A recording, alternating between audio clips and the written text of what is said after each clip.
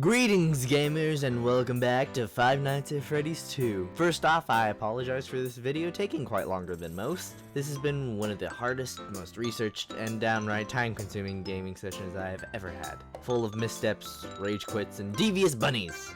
Yes, I'm talking about you, Bonnie. I will admit I almost gave up on trying to beat 6th Night, let alone even attempting 7th Night 1020 mode, aka the Golden Freddy mode. But I did! But it all began with Night 5, and let me just say, this was fun. Don't get me wrong, it was hard. It was one of the first times dealing with every animatronic at once, and you have to be light on your toes with camera flicks and lights. Wait, I don't have toes. I don't even have fingers. How do I even play these games? It had nothing on the struggle to come. My first attempt for Night 5 I showed in the last video, but this is what I would call my first try at it. The night started perfectly fine. I skipped the phone guy's dialogue, because does anyone really care about him telling me about the reports of nonsense that just go blah blah blah, stretching endlessly for hours, and went on with the night. During the first time I encountered all my favorites, Withered Bonnie, Mangle, and Balloon Boy. I swear he'll beat the death of me. Oh wait, he was! Him and his stupid, laughing face! The second attempt didn't fare too much better, with me only getting to 3 AM before having Foxy tear my face off. And then we have 4, 5, 6, all failures, much like my perfume business, but nevertheless I persevered. No! God, please, no! No! No! No!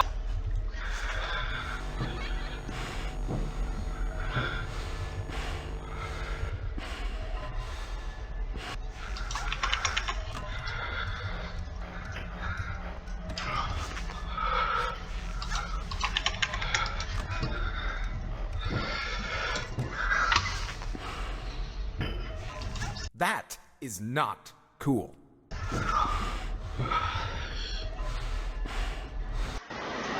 Yes! Woo! Oh my gosh.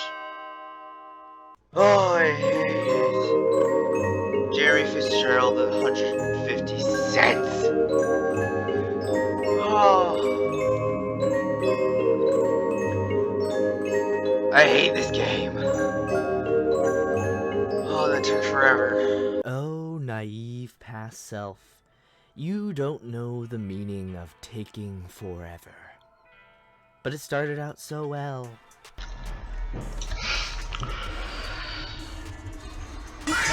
So allow me to explain what you are watching. First, this is not my own strategy. I use this from The Bone 5. It was really good and I highly recommend you watch it. A link will be to his channel and his video in the description below. Now, just because I learned how to beat this game with this strategy, do not think it was easy. This is 2 hours of footage that I'm editing just on Night 6 alone. But once you get a hang of it, it's just a matter of not screwing up. Now it all starts with a timer. I use Life Split, which is used by many speedrunners and FNAF players alike. The way it works is you sit on the right side of the office looking at your right vent. I'll explain why in a second, but while you're watching the timer, when the number hits a 1.5 second mark, you pull up the camera and wind the puppet's music box. Basically whenever it hits 41.5 or 1 minute 31.5, etc. The second part of this strategy is when the timer hits 5.5. You pull down the camera and put on the Freddy mask, but do not go before then. When you pull down the camera before 5.5 seconds, you have to occasionally wait for the blackout from the withered animatronics. It will not stop Foxy from jumping you after this. Why? Well, what you want to do is wait after 5.5 and before 6 seconds. This is right after Foxy activates his kill cycle, giving you time to hide in the mask during a blackout. But right after a blackout, you're going to be crunching for time because right when the visibility gets to about here, you want to pull down the mask, flash Foxy, and check if anyone is in the right vent. Now, why don't we check the left vent? The reason for that is because the only animatronics you see over there are Balloon Boy and Toy Chica. But because of Balloon Boy being faster than Toy Chica, you don't really have to worry about her all that often. And I know what you're thinking. Balloon Boy is the worst thing in this whole game. Why don't you check on him? When you're in a blackout, you have the option of pulling up the mask in pitch black. But just waiting until you have a little bit of visibility, like I said before, will allow you to be in the mask long enough to get rid of the threats in the vents. aka Balloon Boy and Mangle. Speaking of Mangle, let's hop over to their event, the left one. This is where the true wild card of the game resides, Toy Bonnie. Unlike most other animatronics who initiate a blackout when you pull it on the cameras, Bonnie will just kill you. This means when you camp the right vent, you have to check if Toy Bonnie is there before pulling out the cameras. This means when you see him, put down your mask and just wait. You most likely will have to wait until the next 1.5 time to roll around before winding up the puppet again. If you perform everything right, your run should look something like this.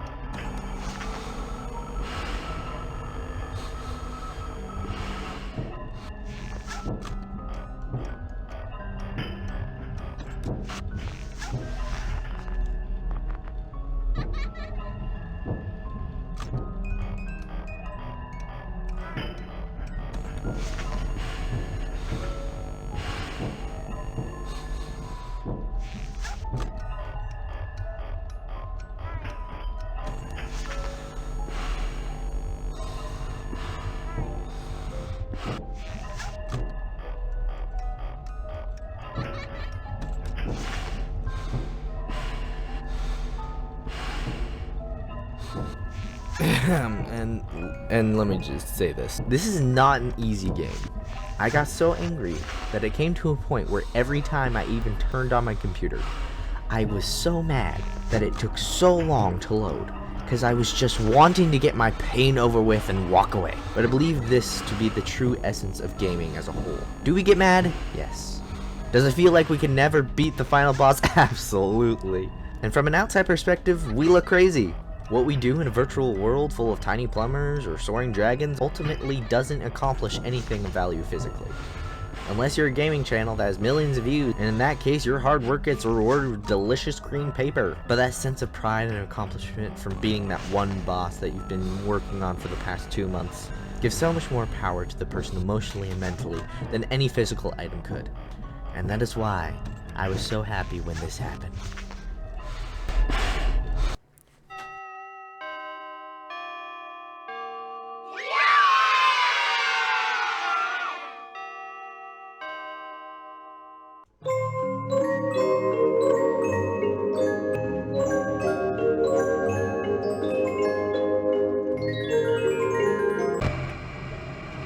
Thank you guys so much for watching, and if you made it to the end of this video, you should subscribe. I'm trying to get to 100 subs by the end of the year, and every little thing that you guys do helps out a ton. That's all for now. Until next time, goodbye.